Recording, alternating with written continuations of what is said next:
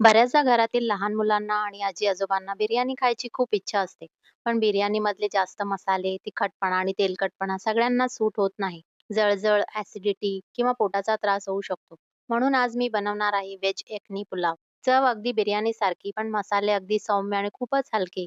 एकदा हा पुलाव करून बघितलात की वारंवार बनवाल. सगळ्यात आधी इथे मी 2 वाट्या जुना बासमती तांदूळ घेतला आहे.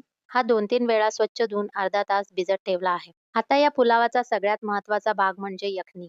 एका कढईमध्ये त्याच वाटीने ज्या वाटीने आपण तांदूळ घेतले 4 कप पाणी घ्या.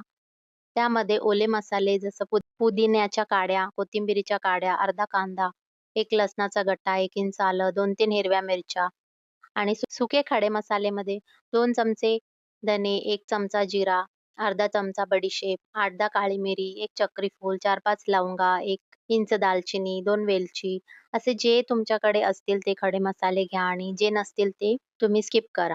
हे सगळे मसाले पाण्यात घालून त्यामध्ये 1 चमचा मीठ घाला आणि आता हे पाणी 10 ते 12 मिनिटं चांगलं उकळू द्या. जसं-जसं पाणी आटेल तसं-तसं त्याचा रंग ब्राउन होईल आणि मसाल्यांचा सुगंध संपूर्ण पाण्यात उतरेल.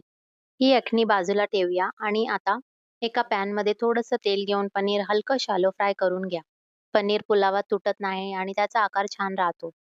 त्यानंतर कुकरमध्ये थोडं तेल घ्या आणि त्यामध्ये उभा चिरलेला कांदा सोनेरी रंग होईपर्यंत परतून घ्या. हा तळलेला कांदा बाजूला काढून ठेवा. शेवटी याच कांद्यामुळे पुलावाला छान बिर्याणीसारखा स्वाद येतो. आता त्याच तेलात थोडे खडे मसाले आणि 1 चमचा आलं लसूण पेस्ट घालून परतून घ्या. यानंतर तुमच्या आवडीच्या भाज्या घाला. इथे मी बटाटा, गाजर, मटार, फ्लॉवर घेतला आहे. तुम्ही फरसबी असेल तर तीही घेऊ शकता आणि ज्या भाज्या तुम्हाला आवडत नाही किंवा तुमच्या घरी ज्या भाज्या खाल्ल्या जात नाहीत, त्या तुम्ही स्किप करा. भाज्या 2-3 मिनिटं परतून घ्या. आता तयार केलेली यखनी गाळून घ्या. यामध्ये सुरुवातीला 4 वाट्या पाणी घेतलं होतं. ते उकळून साधारण आता 3 वाट्या उरलं आहे. या 3 वाट्या पाणी तुम्ही कुकरमध्ये घाला.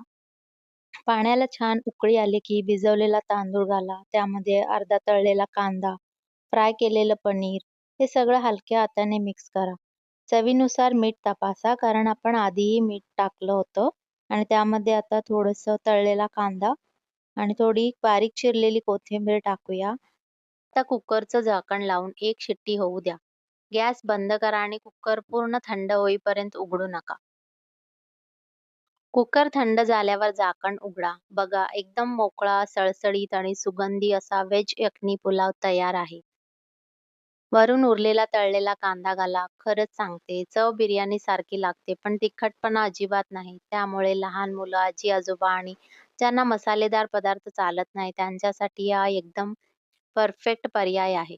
तुम्ही ही रेसिपी नक्की ट्राय करा आणि कशी झाली ती कमेंटमध्ये सांगा.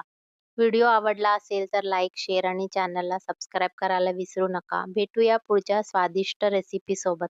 Thank you.